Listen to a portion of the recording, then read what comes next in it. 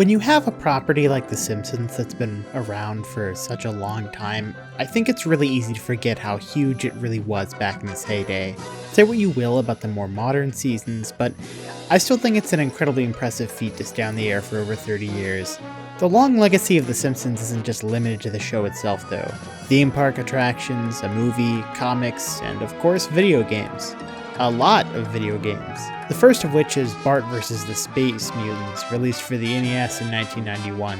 There's the famous 4-player beat-em-up arcade title by Konami, PC and Game Boy games, SNES titles, you get the idea.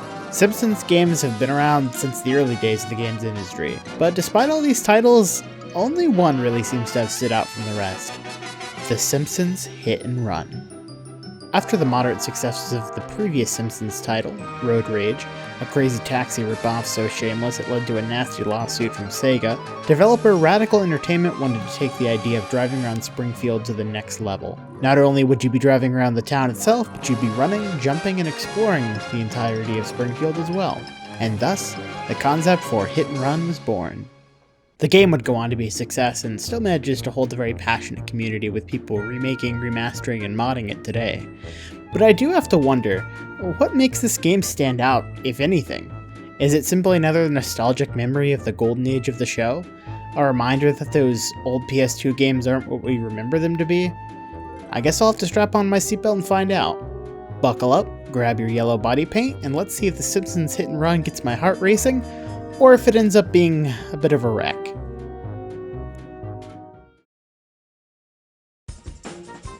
Our adventure starts off in the Simpsons household, where it's just another regular day, save for the Wasp's security camera flying through the window.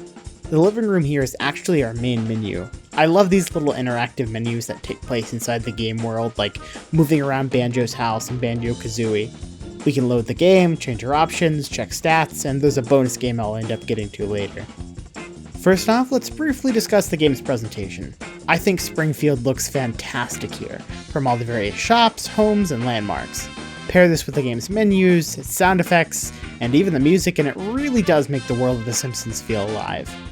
Models for the characters, though, feel a bit more dead. They're not terrible, but they're certainly not the best looking PS2 game I've ever seen, and the Simpsons game ended up nailing the look of individual characters a whole lot better. It's not perfect, but since you'll be spending most of your time zipping around locations in Springfield and vehicles, it doesn't necessarily need to be. The game here is split up into 7 different levels, each with their own objectives. Levels take place in a specific location in Springfield, with a specific character, and with 7 missions to complete. You hop in a car, or someone else's, and drive to your various mission locations, completing objectives and moving on to the next. Your mission objectives are relatively standard for any driving game, racing to a specific location, either against an opponent or maybe just the clock, collecting items scattered about town or dropped from vehicles, sometimes needing to knock them out of the vehicles themselves, avoiding specific vehicles, destroying enemy vehicles, you get the idea. As you progress, missions will make these tasks a bit more complex or merge several objectives together. After completing all 7 levels and 49 missions, you'll reach the final cutscene and the end credits. But there's still a lot more to do here. If it was just the basic missions here, I think the game would be a bit underwhelming, but passable. But completing each of these main story missions is simply a drop in the bucket. Each level has character costumes, vehicles to purchase, 3 street races, a bonus mission, Wasp cameras to destroy, collectible cards to find, and gags to discover. Most costumes and cars are just fun little extras, although later they can be required to progress. Wasp cameras drop lots of coins, which are required to obtain these cards and costumes. Collecting cards will fill up your scrapbook with classic Simpsons references, and gags are just hidden interactive objects to discover. Finally, you can receive a vehicle by completing all 3 races in a level, the time trial, circuit race, and checkpoint race, as well as by completing the bonus mission, which are usually a bit more complex or involved than the regular missions.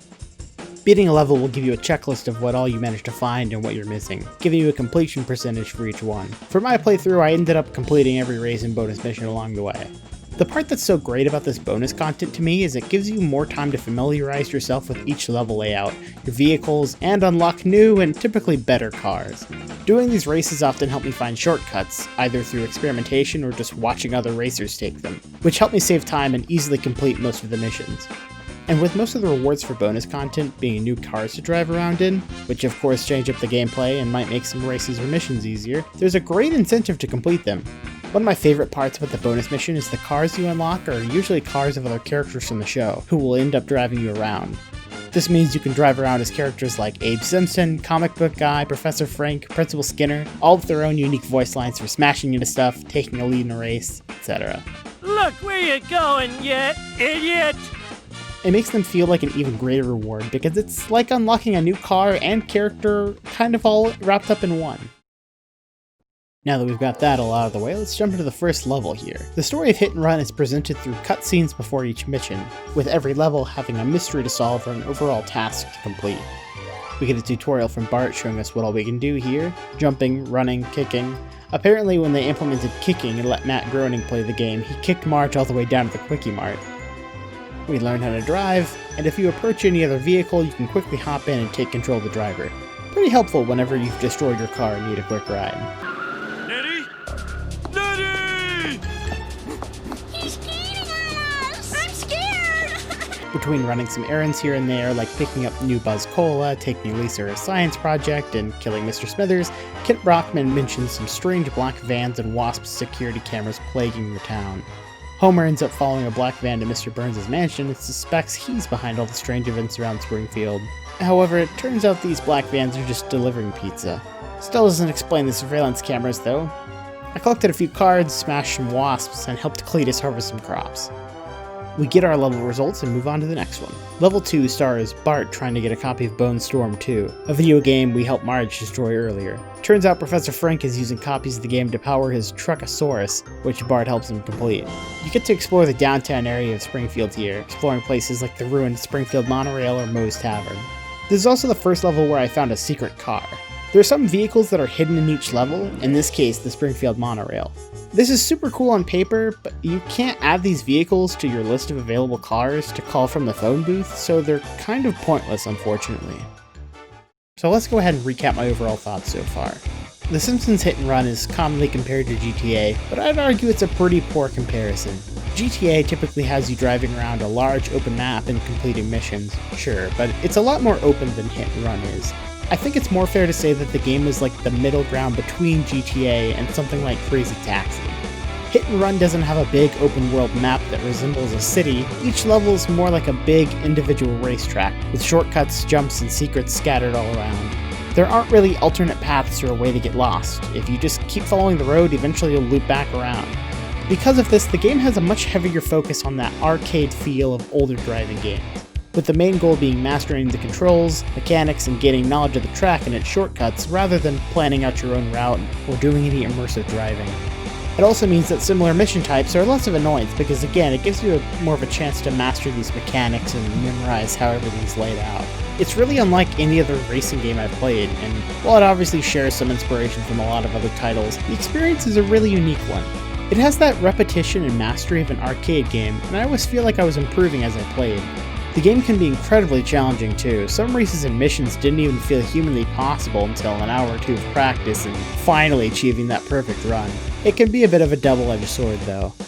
On one hand, the frustration is thankfully somewhat limited, with most missions and races being rather short and restarting them always a quick button press away, but sometimes it feels like you need an absolutely perfect run. The AI aren't really going to make any mistakes, except for the occasional instance of getting completely and entirely stuck, so a single crash or misturn and you're pretty much done for. Most missions have little to no room for error, and even the slightest bump can sometimes flip you around to the opposite direction, destroying any hope of success.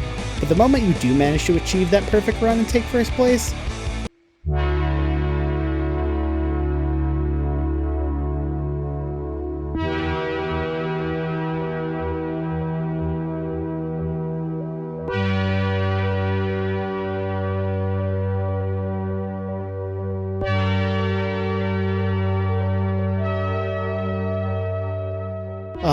a wave of euphoria and relief washes over me in a way that few other games have been able to replicate. It's a very thin line to tread, and admittedly sometimes Hit and Run misses the mark. A few missions and races near the end felt like a toll booth for my very soul, taking not only time but my spirit in order to progress. But the occasional frustration still really wasn't enough to stop me from pressing forward. A lot of Hit and Run isn't perfect, and some issues definitely made missions more complex than they needed to be. For one, vehicle destruction never felt right. Sometimes I'd crash into my opponent and deal minor damage or just slow them down, and other times I'd completely wipe them out.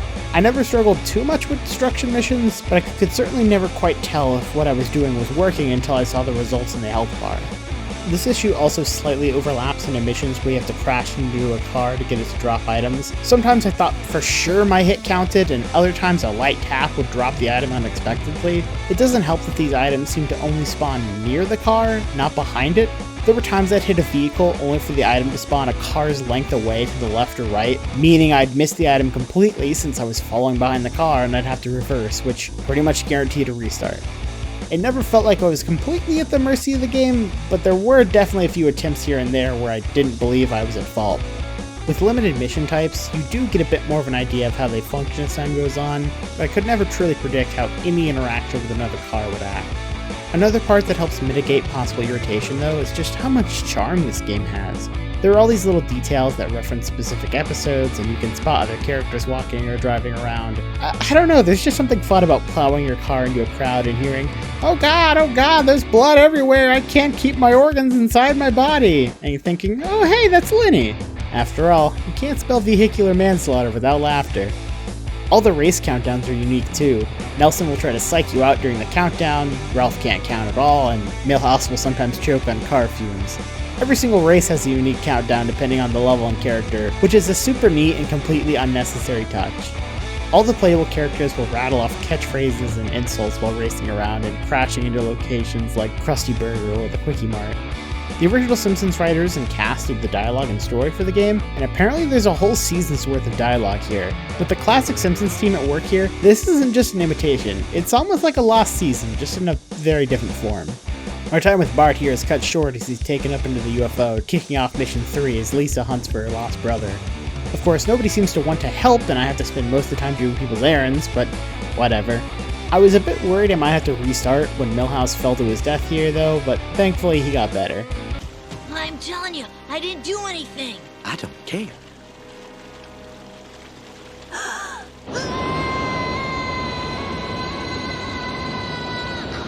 My glasses. The third mission here is also where one of my major gripes with the game begins to rear its ugly head. Sometimes for a mission to become available, you'll need to purchase a specific vehicle. I guess that makes sense, I need something tougher to destroy these cars, I need something faster to complete this mission in time, but the game also gates you off from certain missions until you get the right costume sometime. Costumes have no gameplay changes or bonuses, they're just effectively a paywall stopping you from accessing the next mission. They're super frustrating when they pop up, because there's pretty much only one reliable way to make money. There are these races you can do to double your coins, but even on the easy difficulty, I wasn't able to beat a single one. As I mentioned earlier, this game is hard and most races will take you lots of practice and restarting typically. But then you restart here and you have to pay the fee again, so you'll just end up losing more money than you'll ever earn. The more reliable way is to smash wasp cameras, buzz cola machines, and boxes as you complete missions around Springfield. Stopping to explore a bit can be fun here and there, but you're most likely going to lose all those coins anyway due to another one of my main complaints, the hit and run system. Basically, as you drive around and run over people, smash into cars, and cause property damage, you'll fill up a meter that causes Springfield's finest to chase after you when filled. If they stop you, you get fined 50 coins. Not too bad, right? Well, the main issue here is how it's nearly impossible to avoid getting caught. In GTA or something, they'll try to stop and kill you, but even if you can't get away, you can at least fight back. And with the large interconnected streets, roads, and alleyways, it's relatively easy to make a getaway and hide. But hit and run's levels are essentially loops with shortcuts in between. So just take a shortcut and outrun them, you might say. Problem there is, the game is constantly spawning police cars in front of you, so the moment you lose one, boom, they're right in front of you again. So even if you've left the last car in the dust, one's about to sideline you from out of nowhere.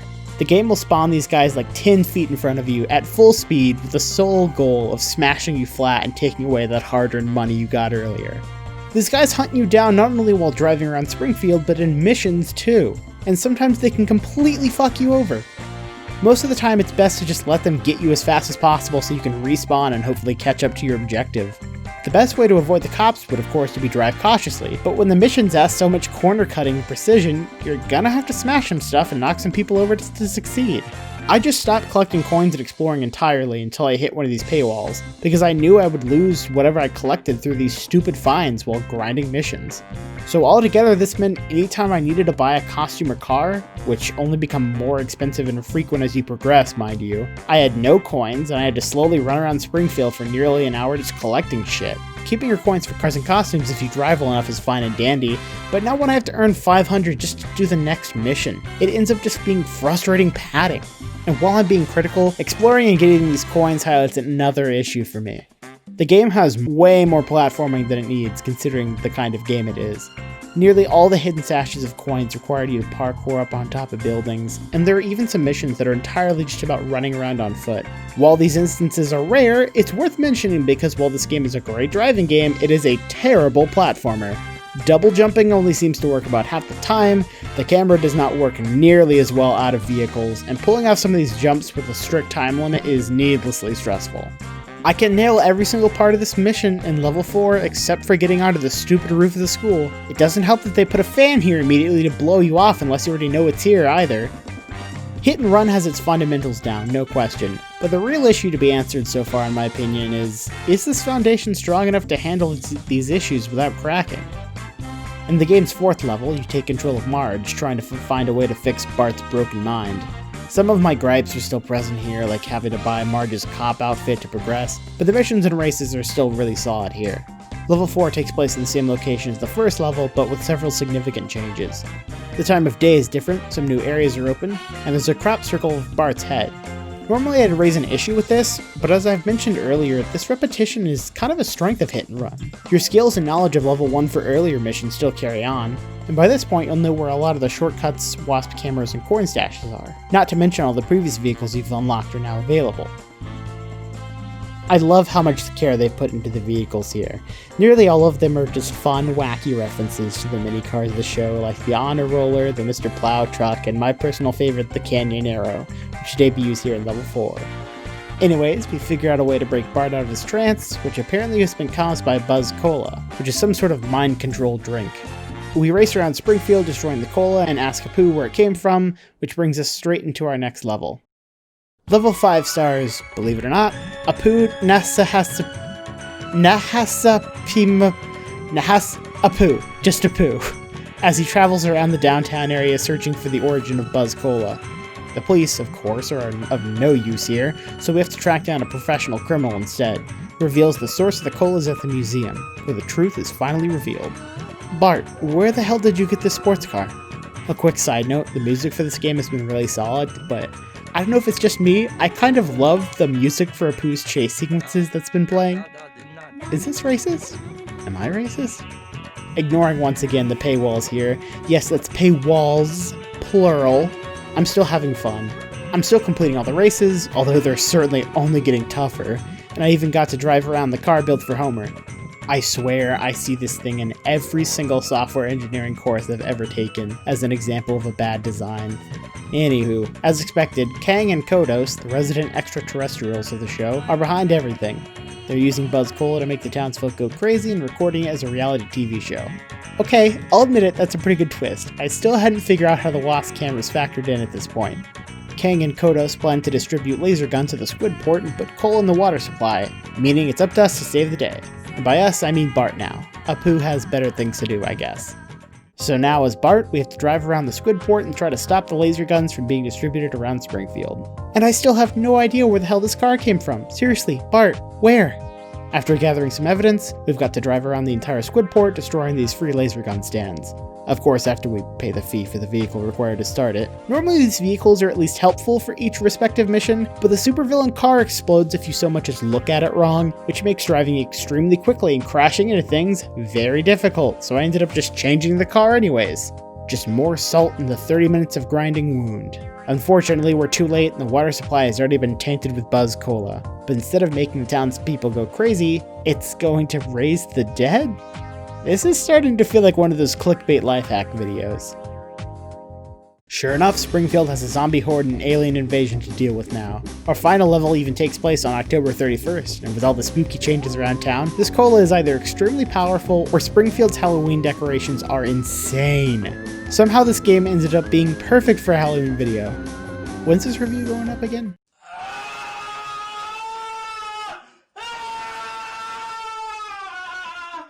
I love the crazy makeover the town has gotten here. Every single location has received some sort of spooky change, from the Spooky Mart to the Hogwarts Castle where the school was. There's a ton of changes from the first level here.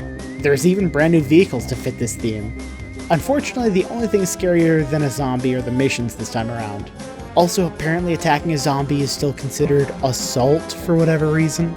Bleeding heart liberals, I hope they bleed from the heart. The main goal of level 7 here is to destroy the UFO behind the school using nuclear waste, by driving straight into the tractor beam, of course. It's hard enough to drive there in time with the awful hover car controls, but crashing into anything will cause the nuclear waste to be destroyed. Finally! And look, Professor Frink is so glad he fell through the ground and straight to hell, where all men of science belong. Thank God I don't have to do that again. 2 more times? Well, shit. I guess we have to go ask Mr. Burns for more nuclear waste. I have to get through okay, I get it. Burns has trapdoors. Let me fucking progress.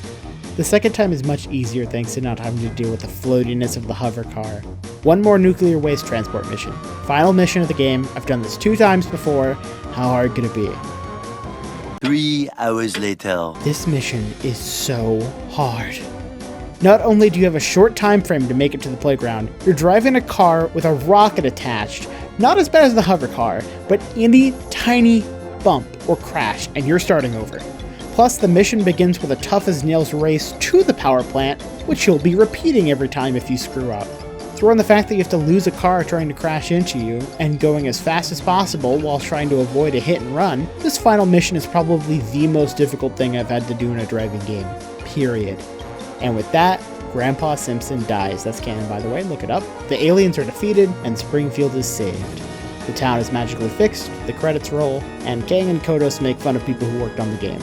Before I go into my final thoughts, however, I'll briefly go over what else is on offer here. Of course, there's a scrapbook to check out all your stats and collectibles, but the collectible cards unlock some unique stuff as well. I went back to the first level with all my new vehicles and grabbed the cards I missed. Collecting every card in the level will unlock a track in the bonus game, which is essentially the multiplayer option of Hit and Run. After playing through the single player campaign, I feel like it'd be super fun to test my skills by racing against some friends. Let's give this a shot. Oh. It's top-down slot cars. Yeah, stick with single player, this sucks. Speaking of the single player, now that I've completed everything, it's cheating time. Pretty much any driving game back in the day had a multitude of cheats, and this one is no exception. You can wreck cars in one hit, increase your acceleration, remove the speed cap, add a speedometer, jump into the air, you get the idea. While I don't think Simpsons Hit and Run is designed for much of a sandbox experience, I will say cheating and flying around the map does make it a lot more fun just to drive around. And with that, my journey has come to a close, and it's time to drive off into the sun. Farewell, Hit and Run. Farewell. So, this game has certainly been an interesting experience.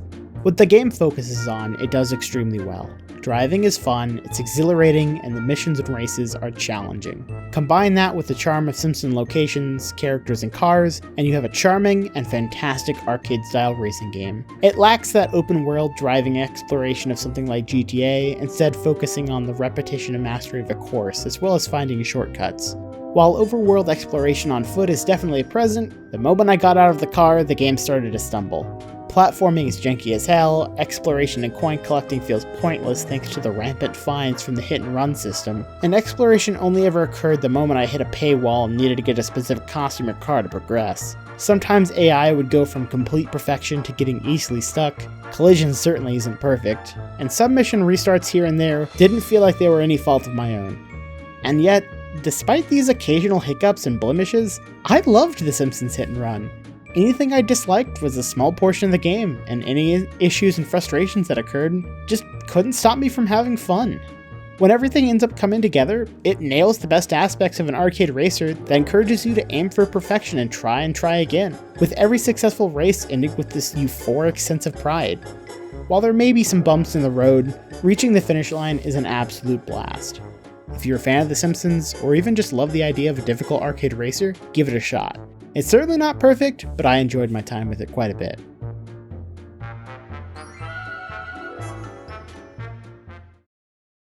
If you enjoyed the video, consider subscribing, leaving a like, and sharing it with someone else. I'm very excited for this next part. Special thanks to my first ever Patreon supporter, Parsec. Your support means the world to me. If you'd like to consider supporting the show as well, you can find my Patreon in the description as usual, where I post video updates, behind the scenes stuff, and where I'll be hosting some viewer polls for video topics in the coming future. Speaking of which, let me know what you'd like to see. I've got several videos coming up based on some viewer requests already. And finally, if you made it this far, tell me in the comments below what your favorite bits or characters are from The Simpsons. Until next time, bye!